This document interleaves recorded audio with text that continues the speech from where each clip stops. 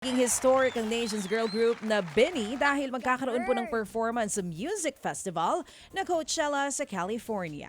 Opisyal na pong inilabas sa mga magpe-perform para sa Coachella sa susunod na taon. Kasama po dyan ang Benny na nakaschedule na magkaroon ng performance sa April 10 hanggang 17 o April 10 at 17. Sila po ang kauna-unahang P-pop group na makakasama sa isa sa mga bigating music festival sa mundo. Makakasama po nila ang ilan pang artist tulad ni Sabrina Carpenter, Justin Bieber at Cat's Eye. Grabe naman yun. Grabe Cat's naman, Eye. nakaka-proud. Wala bang ano? Oh, Ha? iba-ibang Cat's Eye yung tinutukoy mo. Uy, sa C6 daw, ang dami ha. May mga nag-comment kanina pala nung pinag-uusapan natin yung rock netting. Sabi, pwede ba sabihin mo kay Manong Ted, ba't dito sa C6 ang damakmak po ang Cat's Eye? Grupo, rock eye, rocknet. Walang rocknet pa na group. Baka magkaroon na. Ibang Cat's Eye ito. Yung Pinoy group, girl group na Benny, magkakaroon ng performance dun sa sikat na Coachella.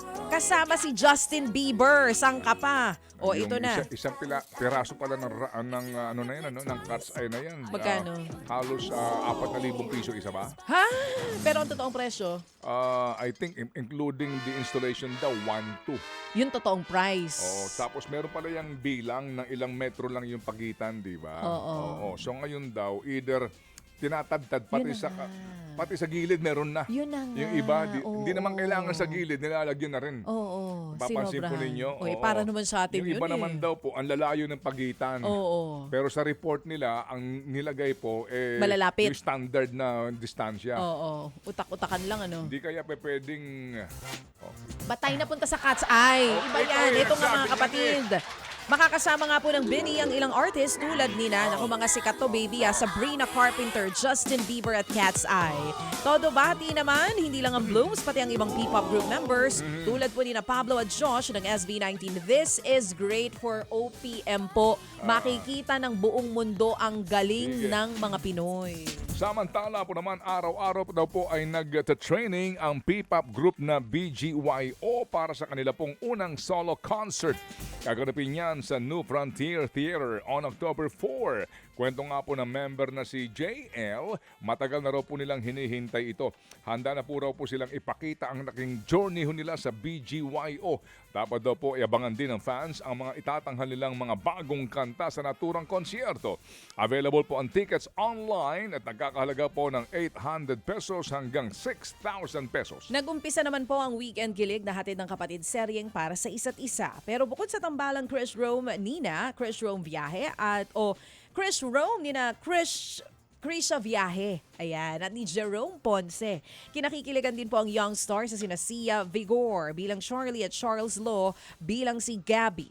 Patunay daw dyan ang suporta po ng fans sa kanilang online videos na milyon-milyon ng engagement. Di pala Charles Law, Charles Lau. Mapapanood po para sa isa't isa o ang para sa isa't isa tuwing Sabado, 5:30 on TV5. Inamin po naman ni Heaven Paralejo na lalo silang naging close ni Joseph Marco dahil po sa serye nilang I Love You since 1892. Bantay levels agad-agad sa kanya po ang heartthrob na si Joseph nang bumisita po sila sa News 5.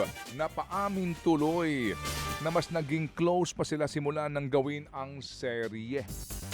Napapanood po tuwing Biyernes sa Viva One app ang I Love You since 1892. Eto naman, babalik po sa Pilipinas ang Australian soft rock duo na Air Supply. O ito na, Ibang atin yan. panahon mo. Air Pag Supply. gumawa tayo ng ganyan serye, ibang title. Ano? I love you since birth. Hindi since 1892. Ito, favorite ng tatay ko to. Manonood kaya si Papa. Babalik po sa Pilipinas ang Australian soft rock duo na Air Supply. Mukhang ano na yan. Kaya pa nila. Oo. Lack of... lack of air supply. Ikaw Hindi, talaga. mahusay yan. Sobra. O, ito nga mga kapatid, ipagdiriwang po nila ang kanilang 50th anniversary sa 50th pamamagitan anniversary. 50 years sa music So, industry. sigurado ko, meron ng mga air supply yan. Wala pa. Oo. May, So- may, so may mga pamamagi- nagsabi ng oxygen. Sa pamamagitan nga po ng isang concert. Ano mga kanta nila? Ito. Thinking of you till hurts. Kanila yan. I'm all out of love. I'm so lost without you. Ano pa yung ibang song nila? Oh.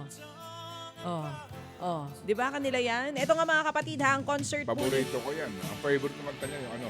Alin? Fever night, fever night, Iba yun. fever. Sila ba yun? Iba yun. Iba daw yun, sabi Iba ni yun. Erwin. O, ito nga mga Ano pala kapatid. yung Bee Gees? Nako, sina Russell at Graham ay malaki daw bahagi po ng kanilang tagumpay ang mga Pinoy. May instant connection daw ang mga Pinoy sa kanilang awitin. Nakita mo naman. Oh, mukhang botok sa botok sa Char. Maglulunsad dito po ng bagong album ang Air Supply. Mabuhay. Galing, galing, galing, galing. Sino ang promoter nito? Malamang si Jesse Cambosa na naman. Hindi ko sure. Oo. Yung kaibigan natin na... Pero ganyan pagmahal ang mga Pinoy sa music eh. Oo. Kahit ilang beses pumunta dito yung mga idol sila. Kung may pambili, go talaga. Barry Manilow. Correct. Actually nga, ang, di ba kakatapos lang ni Engelbert Humperdinck, right? Totoo nga. Yes, kakatapos lang. Si Dionne Warwick. Oo. Ang inaabangan nga namin si Dean Martin eh. Saka si Sammy Davis Jr. Pupunta pa ba dito? Nanay Christie. Si Nanay Christie, inaabangan The Supremes. Aba, oo. Kala ko, Kilala mo sa The Supremes? Yun ang original na banda ni Diana Ross. The Supremes. Yes. Oo. Sorry po, hindi po. Sige. Justin Bieber era tayo eh. Okay. Mga kapatid, brothers and sisters, saan ka pa? Dito na tayo sa totoo.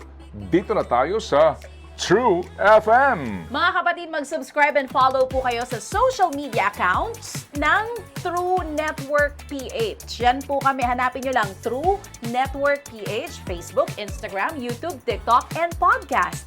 Mapa Apple or Spotify man yan, mahahanap nyo kami. Lahat ng mga napapanood at napapakinggan nyo po sa programa, nasa social media accounts namin yan. So, paano mga kapatid? See you sa social media!